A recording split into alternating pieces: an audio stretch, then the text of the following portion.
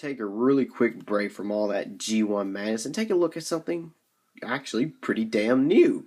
Today we're taking a look at Transformers Generations Tankor, who isn't actually a character I remember. I'm gonna be dead serious with you. I had no idea who the hell this guy was. I thought maybe he was some character from a comic I've never read or an episode of G1 I didn't see. But after a really quick Google search, I found out exactly who the hell he was. And when I found out exactly where he was from, it all became clear to me as to exactly why I didn't recognize him. He's from Beast Machines. It may be a bit of a surprise to you, but I'm not really that fond of Beast Wars or Beast Machines. Now, I like the idea of all these different Transformers characters turning into animals. I think the whole concept is fucking badass as hell. But I just never could get into Beast Wars. But even though I never was very fond of Beast Wars or Beast Machines, I have always liked the character designs. And this guy in particular is no exception. I'm actually pretty fond of this very short and kind of chunky dude. He's actually built a lot like me. He kind of looks like your stereotypical 80s robot, which is kind of why I felt like he was possibly something from a comic or something that I've, again, never seen. But yeah, in terms of the actual toy itself, it's actually really not bad at all. He kind of fixes the main problem, or the main complaint, I should say, that I have with a lot of the new Transformers I've seen here recently, is that the paint is actually really, really well done. The paint on Transformers nowadays is kind of hit and miss from what I can tell. Sometimes it's really, really good, and other times it's kind of meh. But in this case, it's pretty damn ace. There's a lot of this nice, really nice actually, very metallic blue, well, or purple. I think it's blue. It looks purple on the camera, but it looks blue to the naked eye. But all this painted details here are really well done, especially this right here, where you got the little Viacon emblem right here. Of course, you got more of that really nice metallic blue on his legs. Unfortunately, though, the molded plastic is pretty obviously different than the painted plastic, but it's no big deal. Of course, look at that goofy looking head sculpt. It almost looks like they were gonna have light popping, but they kind of didn't ever get around to it. And it's kind of a shame. The way this light popping works, it would have been amazing to have light popping on this guy. It would have worked great. Of course, they didn't skip out on the head either. There's some nice yellow paint apps on his head, as well as the little face mask. I mean, really, in all honesty, I mean, the chest, in my opinion, is probably the best painted part on the entire figure. But, I mean, that doesn't mean the rest of it's painted really poorly. I mean, that's, oddly enough, my favorite thing about him, other than his very unique design. He honestly doesn't even really look like a Transformer to me, but I still can't complain. He really does look very well. I also like the silver paint here, and surprisingly, it actually matches almost perfectly with this gray. For once, the silver paint does not, like, stand out so badly it makes the rest of the silver plastic look absolutely horrid in comparison.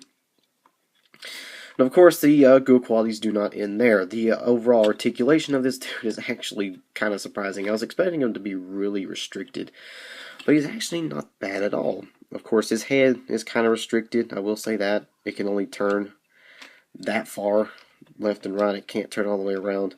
So that's a little bit of a disappointment. And there's no waist articulation, which kind of surprised me. The way he's designed, he looks like it wouldn't be very hard to work in a waist. I mean, there's absolutely nothing blocking it, so I'm not really sure why they couldn't have worked that in. but oh well, it's no big deal. Everything else, though, is pretty good. His arms can rotate all the way around.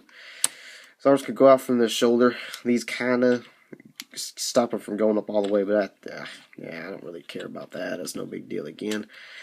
They're a little stiff, but that's kind of a good thing. Of course, he's got a really nice double-jointed elbow. Of course, he rotates up here, the bicep. He also rotates right here.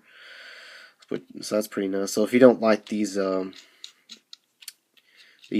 things here on him, you can rotate it the other way and have it like that, or you can have it like that if you prefer. And of course, these claws open up too, which is really nice. I like how they included that.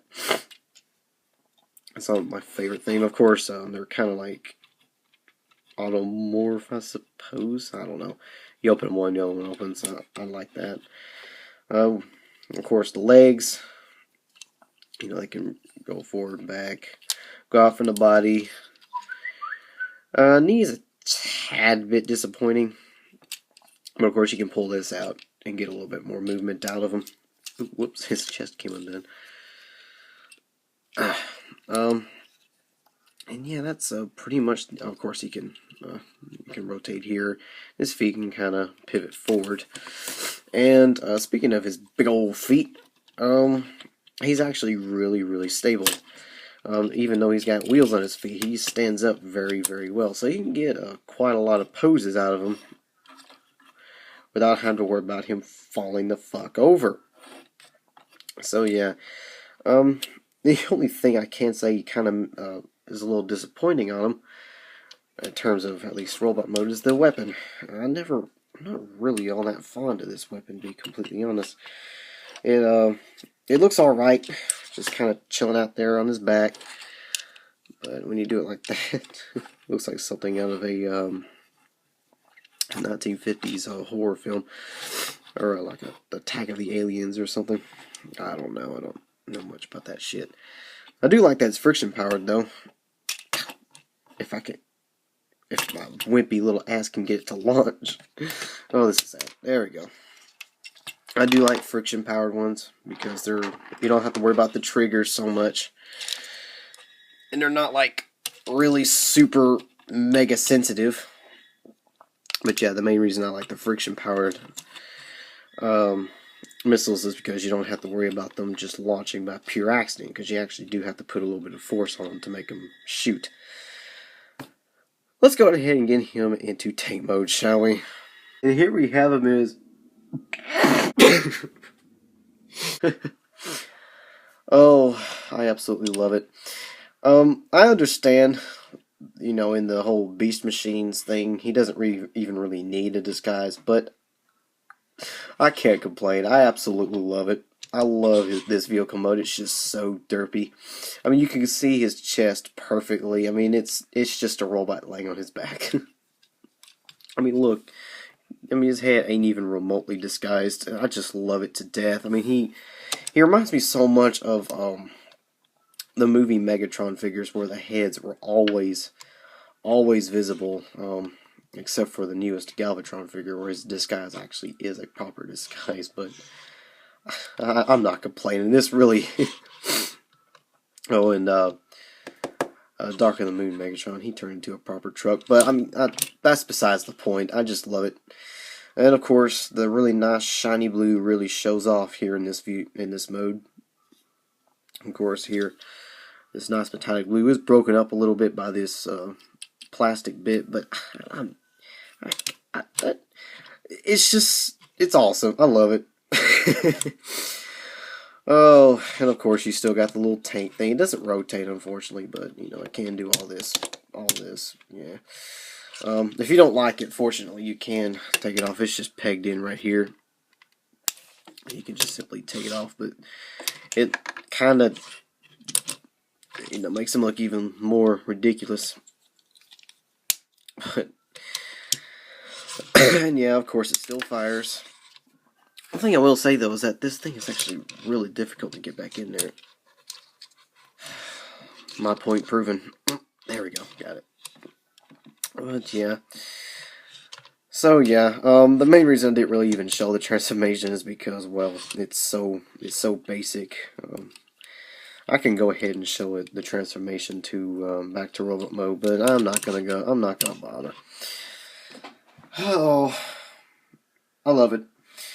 I actually really do quite like this figure. He's got a decent amount of articulation. He's got a really interesting design. He really, really stands out on my shelf of Transformers. I mean, I absolutely love it. I'm happy to have him in my collection. I just really wish I knew more about him. Kind of makes me want to watch Beast Machines now, but might need a little bit more convincing. Well, that's pretty much it.